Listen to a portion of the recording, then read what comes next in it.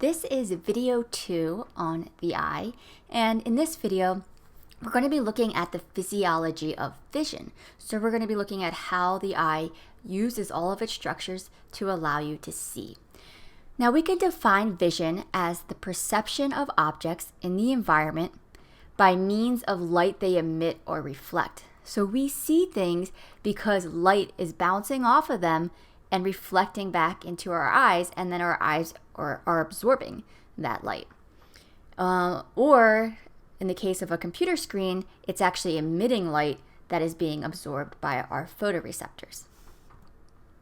Let's just do a little bit of an activity just to show you how complex vision can be and what's happening in your eyes. So I want you just to stare at the plus sign and keep staring at it and focus only on that. What happens to the dots that are going in a circle? What you probably notice is that the purple dots will eventually disappear and you will just see one green dot moving around in a circle.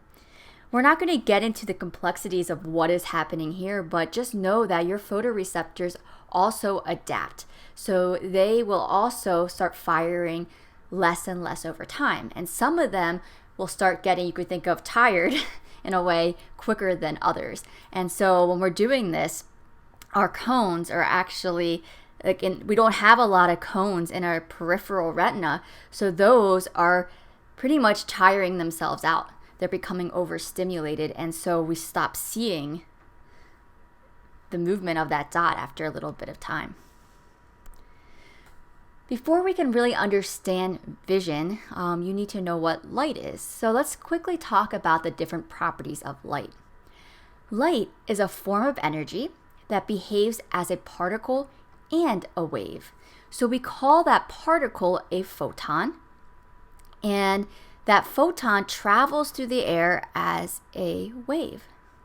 And whenever that photon hits an object, several things can happen, and we'll talk about that in the next slide. Another really important characteristic of light is that not all light travels at the same wavelength. So for example, different colors of light are different colors because each one travels at a different wavelength.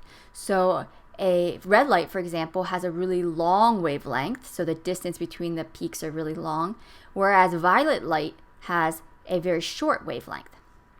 The peaks between the waves are very close together.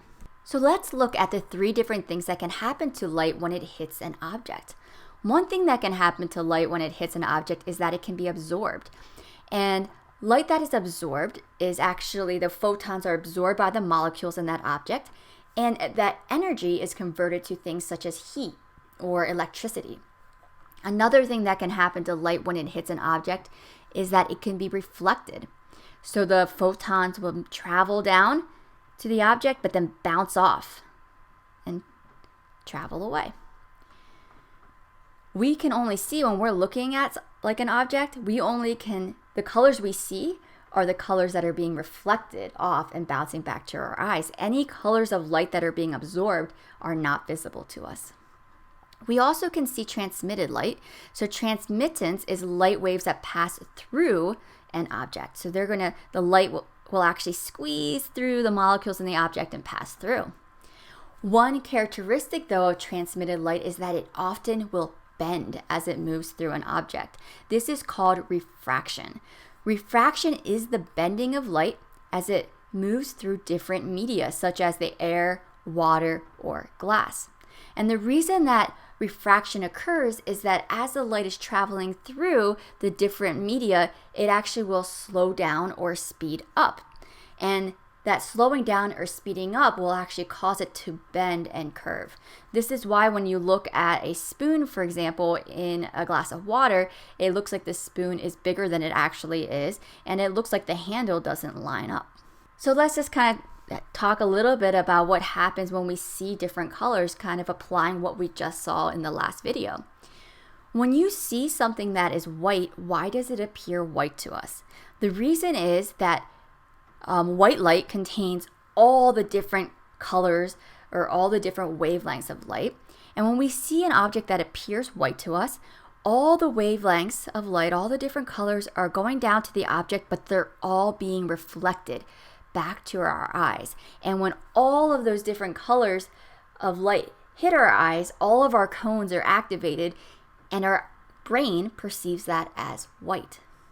However, when we see something that is black, what's happening is all those wavelengths of light are hitting that object, but they're all being absorbed. So when we see something that looks black, it's actually an absence of light. There's no light bouncing off and reflecting back to our eyes. If we see something that's red, usually what is happening is that all the wavelengths except red are being absorbed. And the red wavelength of light is actually being reflected, bouncing back to our eyes, activating the cones in our eyes, and based on the pattern of electrical signals going to our brain, we perceive that as red. So let's talk a little bit now about how our eyes focus light. And it all has to do with this refraction. Both the cornea and the lens refract, or in other words, bend the incoming light. And they do this so that the light can be focused right here on the fovea centralis, on the back of the retina. And these numbers here are what we call the refractive index. And the greater the every type of object or every media has a different refractive index. So you can see that the air is 1, the cornea is 1.38, the fluid in the aqueous humor is 1.33, the lens is 1.4, and so forth. The greater the difference in two numbers, the greater the light will bend. So if you look between the air and the cornea, there's a very big difference there. So as light hits the cornea and moves from the air through the cornea, it bends a lot.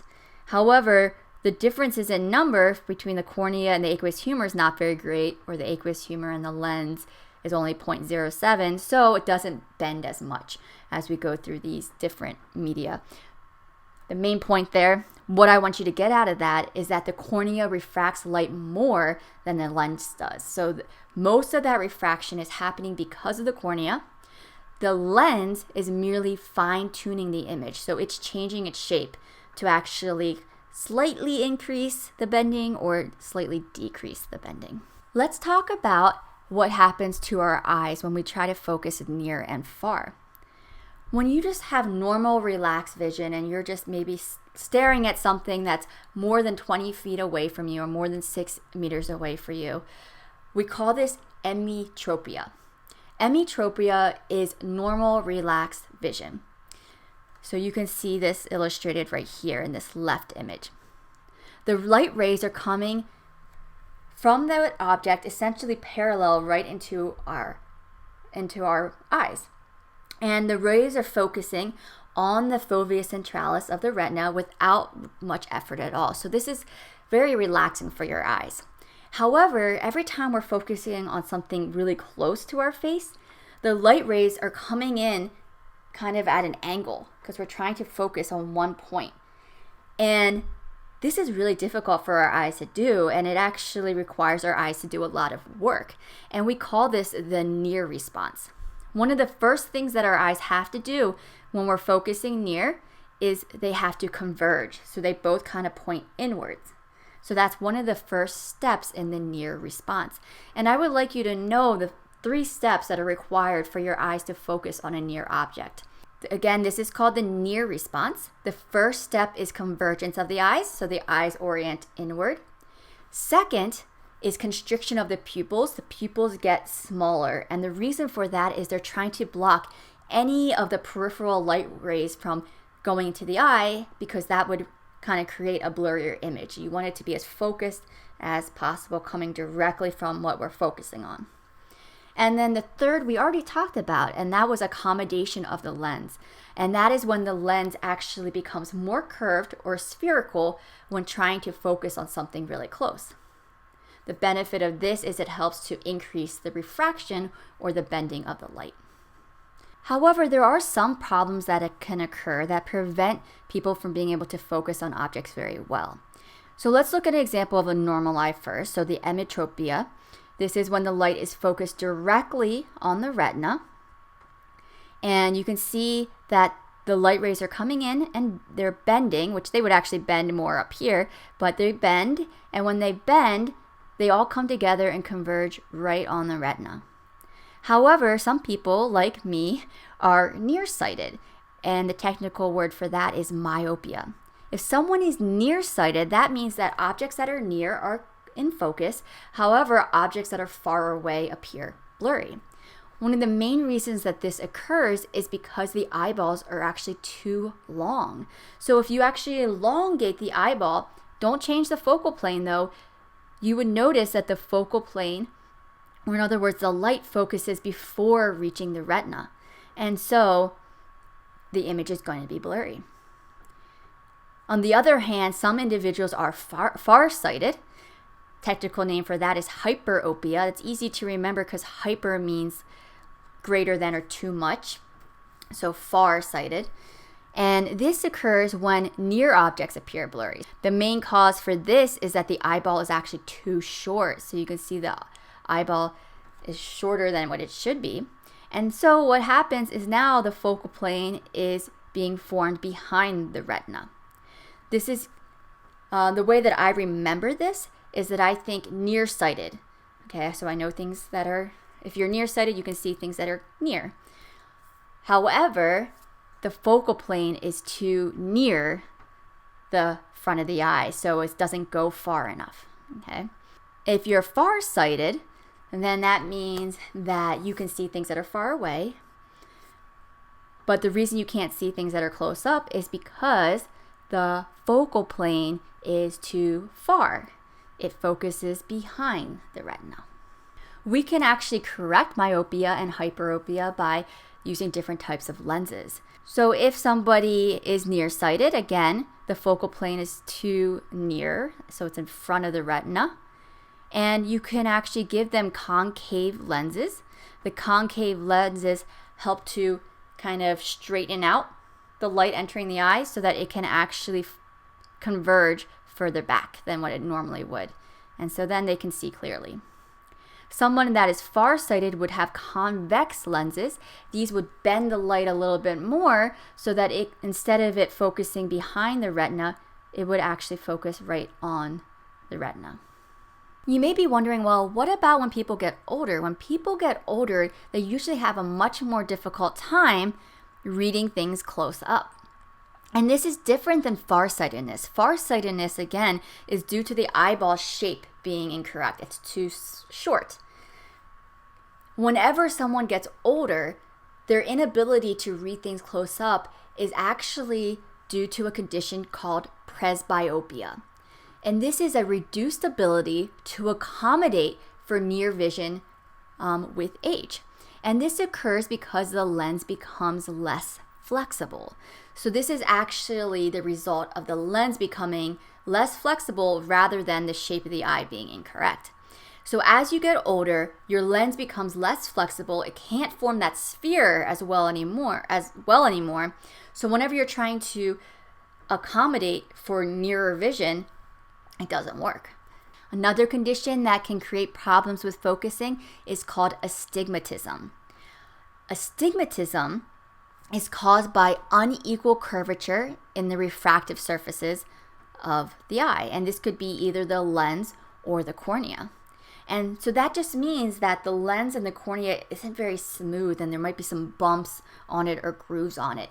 And so when the light's hitting the lens or the cornea, it's actually not curving uniformly. And some of it's going this way, some of it's going that way. And that creates, instead of one focal point on the back of the eye, it creates multiple focal points within the eye. And that just creates blurry vision. You can get lenses to correct this. Cylindrical lenses would correct that, and it would allow the light to all focus on one point. One very popular procedure to actually correct problems with vision is LASIK surgery, and this can be used to correct myopia, hyperopia, and astigmatism. What this involves is using a laser to actually reshape the cornea. And so the cornea is sliced. A laser is then used to reshape the inner deepest layer of the cornea. And then the cornea is replaced back on top like that. And as I talked about before, the cornea can regenerate, so it will just heal itself after that. Now let's look at phototransduction, or in other words, the conversion of light energy into electrical signals. This is going to involve the photoreceptors, or the rods and cones. So let's review how light enters the eye again. It's going to pass through the layers of the transparent ganglion cells and bipolar cells, and then the light will be absorbed by the photoreceptors in the back of the retina. That visual information is going to be processed, and signals are then going to move back through electrical signals through the bipolar cells, through the ganglion cells, where those electrical signals will converge on the axons of the ganglion cells, where they'll make their way back to the brain. Let's look a little bit more at the general anatomy of photoreceptors. They're composed of an outer segment, an inner segment, a cell body, and synaptic vesicles down here on the bottom. The two most important things in this image here are the outer segment and the synaptic vesicles. The outer segment is embedded actually in the pigment layer of the retina. As you can see, let me go back to the last image. Here's the outer segment. It's embedded into the pigmented epithelium of the retina. The outer segment is rod-shaped in rods, which is why they get their name, and it's cone-shaped in cones, as you can see there. It contains many layered discs, and within the membrane of these layered discs are molecules called photopigments. And these are the actual molecules that are absorbing the photons of light entering the eye. At the other end of the photoreceptors are synaptic vesicles. They are going to release neurotransmitters that are either going to excite or inhibit the bipolar cells. So here you can see an electron scanning microscope image of the rod cells, or the outer segment. And here you can see the outer segment of the cone cells. Let's compare the different characteristics of the rod cell and the cone cells. And I would recommend printing out this table and studying this table over and over again, because you definitely want to know how rod cells and cone cells process light information differently. So let's go down this table. The location where they're most abundantly found in the retina, well, rods are most abundant in the peripheral retina, whereas the cones are most abundant in the fovea centralis. What are they activated by?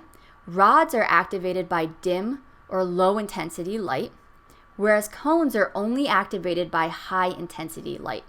This is why you don't see color whenever it's dark. Everything kind of looks like a grayish, purplish color when it's dark out.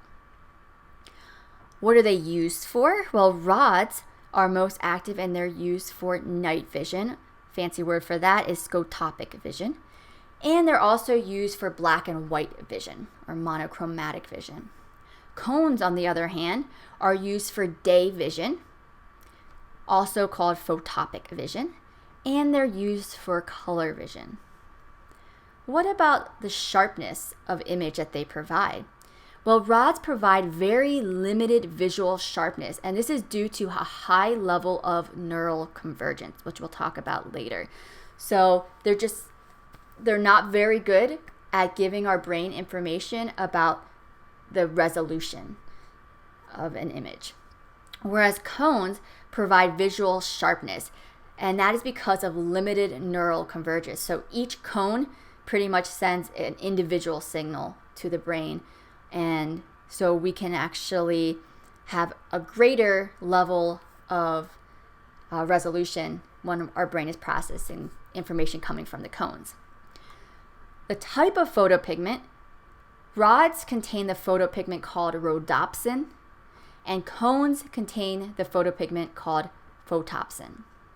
Some other functions, rods are important in also being used for motion detection. So whenever we see something moving in our periphery, it's usually our rods that are seeing that image that's moving. Why do we need both rods and cones? Why can't we just have a photoreceptor that does it all? One explanation for this is that a single type of receptor cannot produce both high sensitivity and high resolution. So for example, rods are very sensitive to light. They function in very dim light, but the image is very, very grainy. Whereas cones provide high resolution daytime vision, but they're not very sensitive in low light conditions. So you can have one or the other, but you can't have both. This diagram here is pretty much just showing you what I mean when I talk about neural convergence. So rods actually combine their effects on a single ganglion cell. So here are the rods. Here are 3 bipolar cells. Each bipolar cell is receiving information from multiple rods, and they're all converging on one ganglion cell. So you could actually, activate, if in dim light, let's just say, 3 of these rods are activated here in the dim light. Together, the sum of their activations is enough energy to send a signal through the ganglion cell, because they're kind of like summing up, they're working together. However, if you activate just like one of these rods here and it activates the ganglion cell here, our brain can't tell which of these rods was activated. So that's why we don't really have much visual acuity when rod cells are activated. However, cones have very limited neural convergence. So each cone attaches pretty much to one ganglion cell. So if one cone is activated and it fires on this ganglion cell and that goes to the brain, our brain knows that this specific cone was activated and it can pinpoint where that image is. And that's why we get better acuity with the cones. Another thing that I wanted to mention here is that cones don't work very well in dim light because they can't sum up their effects to send a signal to the ganglion cells. One cone has to absorb enough light to produce enough energy to send a signal. Now we're going to look a little bit at the photopigments in the rods and cones and talk about what's happening to them whenever light's hitting them. So photopigments, again, are the actual molecules in the photoreceptor cells that are absorbing the light. They are embedded in the disc membranes of the outer segment of both the rods and the cones. So here is actually zoomed in to one of the membranes of one of the discs, and here is a photopigment.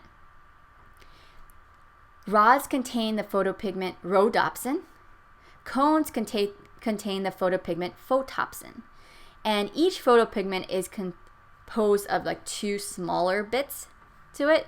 And in the case of rhodopsin, we have retinol, which is this tiny molecule embedded in this larger one called opsin. And this is together called rhodopsin. So this photopigment rhodopsin, it has a peak absorption of about 500 nanometers. You don't have to memorize that.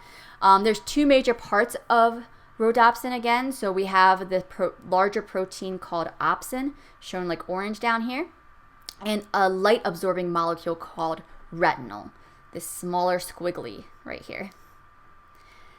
Usually retinol is attached to opsin, and we'll talk about what happens though when retinol changes its shape and it's not anymore. Retinol is actually derived from vitamin A. So if you have a deficiency in vitamin A, it can actually lead to night blindness because your body can't produce enough rhodopsin in your eyes. So one thing you are required to know is how rhodopsin in rod cells actually allow us to detect the light intensity. And this all has to do with the formation and the breakdown of rhodopsin. Rhodopsin levels change depending on the intensity of light, and that's because the light actually changes the structure of rhodopsin. The more light there is, it actually breaks down rhodopsin more. So let's look at an example here. So this is a diagram showing what happens to rhodopsin in the dark and in the light. In dim light, so in the dark, rhodopsin levels are really high, and that's because the retinol is attached to the opsin, so we have rhodopsin here. However, in bright light, the rhodopsin actually breaks down and the levels of it decrease. And so if the light hits this rhodopsin molecule, the retinal molecule actually changes its shape. It changes from this cis formation to this trans formation. You don't have to memorize that. All I want you to know is that it changes its shape. And that change in shape causes it to detach from this opsin molecule. So now rhodopsin has fallen apart into two different parts, opsin and the retinal separated. This is called bleaching.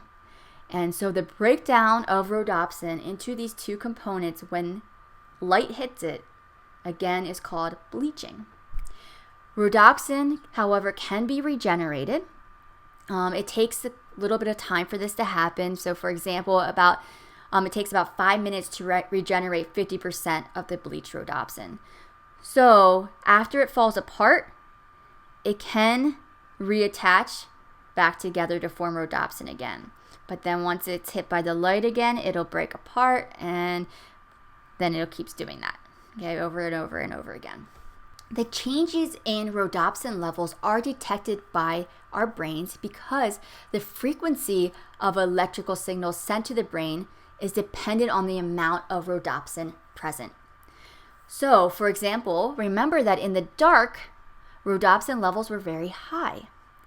And when rhodopsin levels are really high in the rod cell, it actually will release inhibitory neurotransmitters that inhibit the bipolar cells. And so the bipolar cell sends no signals to the ganglion, and our brain receives no nerve signals. And that's how we can tell that area in our visual field is dark. However, if light were to hit the rhodopsin or the rod cells, the rhodopsin again would become bleached. The rhodopsin changes shape, falls apart in the light, okay? When it falls apart and rhodopsin levels drop, there's no inhibitory neurotransmitters sent to the bipolar cells. Since these are no longer inhibited, they release neurotransmitters that activate the ganglion cells, which send many nerve signals to our brain. The diagram on the right here really breaks this down clearly so you can understand why it happens. But what I really want you to understand is the overall picture here, and that is what is on the left. So in the dark, high levels of rhodopsin cause inhibition of signals to the brain. In the light, low levels of rhodopsin cause an increase in signals sent to the brain via the optic nerve. So whenever think about it, when you have a bright flash of light in your eyes, it's your brain's getting overwhelmed. All these electrical signals are going to it. And that's happening because those rhodopsin molecules are becoming bleached in your eye. And you can kind of apply this to things that you might have seen or that you have experienced. So for example, your response to bright light, which is sometimes called light adaptation, is the effect of the bleaching of your rhodopsin. So imagine walking out into the sunlight from a dark room. What happens when you do that? Your pupils constrict, and it becomes really difficult to see for a little bit. You need some time to adjust. The reason that happens is that the rods are quickly becoming bleached and they become non-functional. The cones are also becoming overstimulated, and your brain is becoming overwhelmed by this sensory input. You need some time for those pigments to adjust their sensitivity to the high light intensity, and you need time for them to regenerate and kind of to balance out again. A similar kind of thing happens when you walk into the dark. And this is called dark adaptation. So imagine when you just turn off the lights really quickly, what happens? At first, you can't see anything, right? Your pupils become very dilated. It's trying to let in as much light as possible. Initially, it appears pitch black.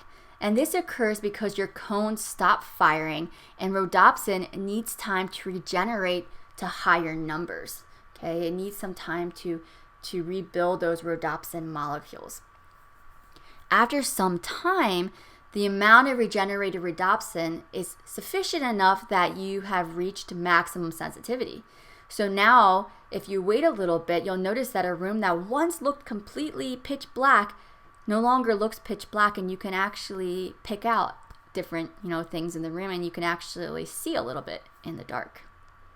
Let's do a fun experiment to kind of see what happens whenever your rods become overstimulated and become photobleached. So if you're staring at this image for a really long time, there's different places on your retina, so different rod cells that are receiving information from the white areas and different rod cells that are receiving information from the darker areas. So keep staring at this Mona Lisa for a while. And in a couple seconds, she will disappear. And you'll notice that you'll start seeing an inverse image. So although the face is dark now, whenever she disappears, the face will appear white and the hair and things will appear dark, and you'll continue to see this image even after it has disappeared.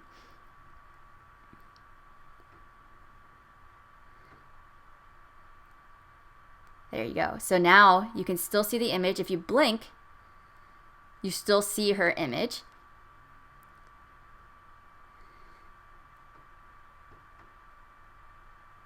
And this after image is all because it takes a while for those rhodopsin levels, to change and to adjust to the differences in the light and the dark that you saw.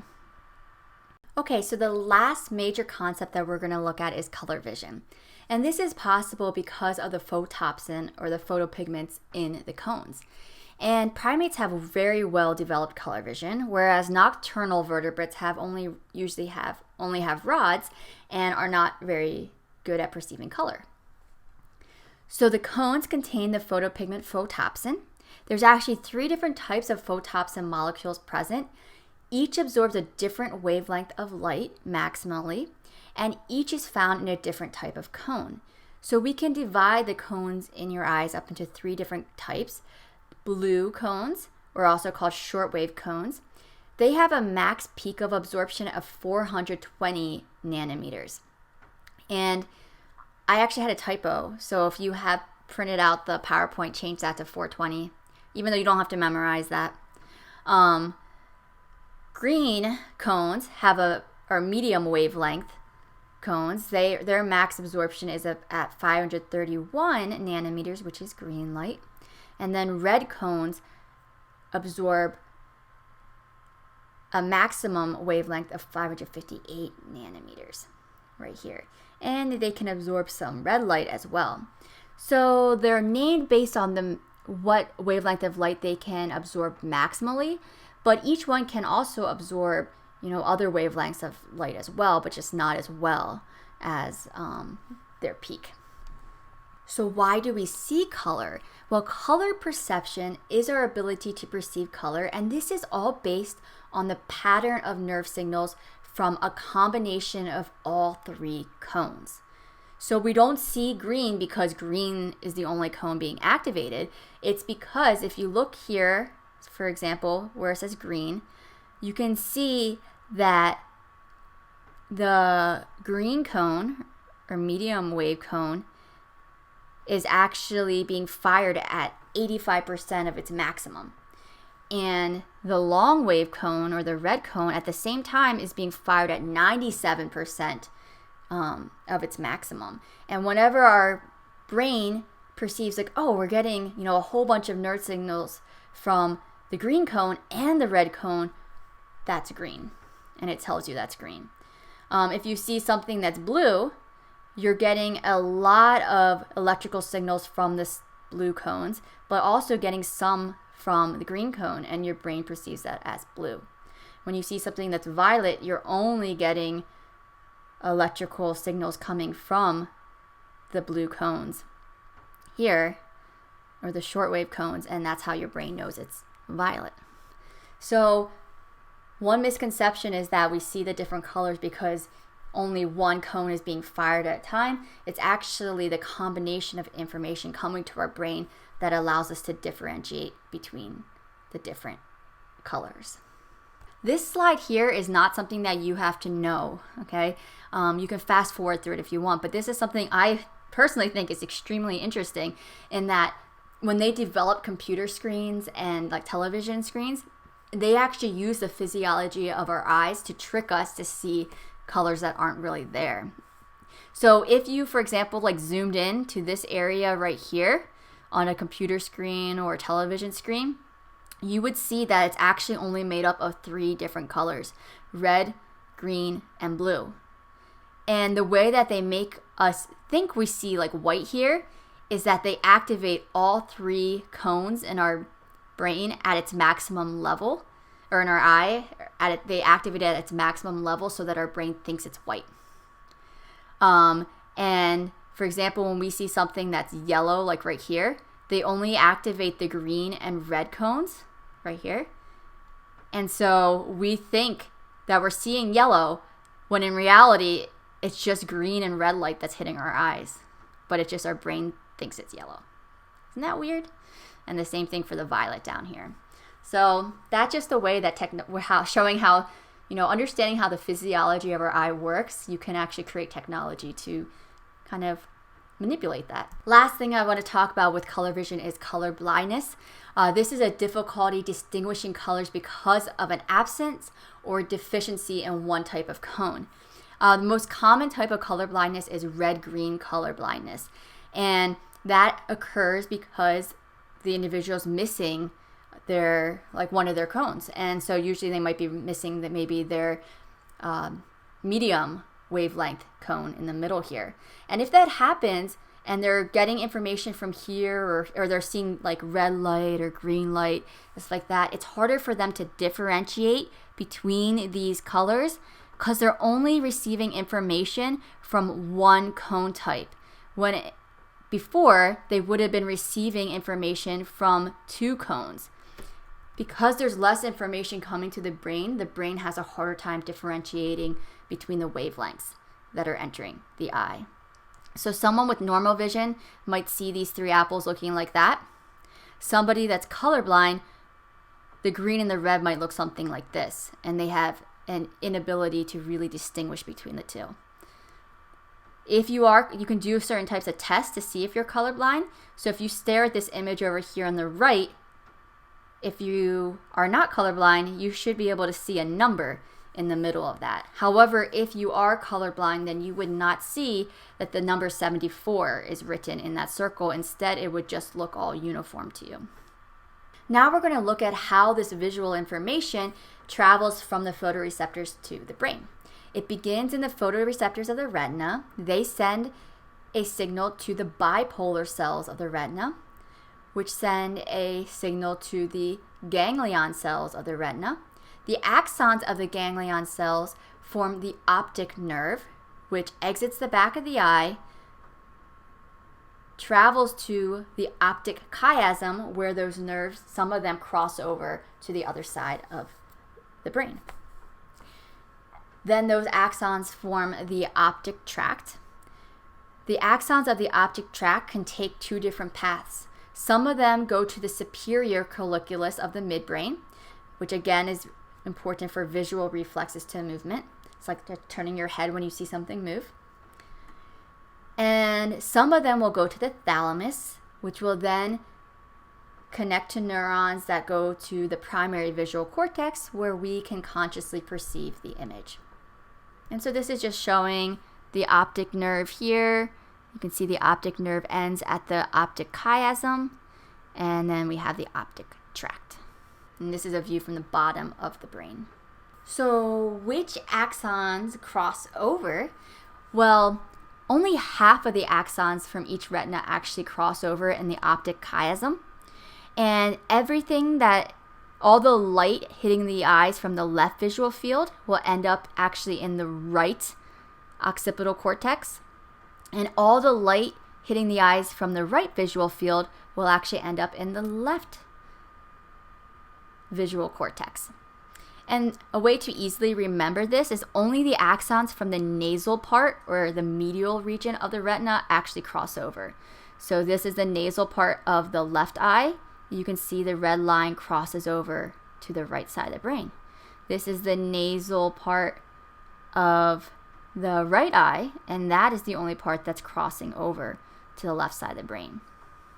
So that is everything about the physiology of the eye.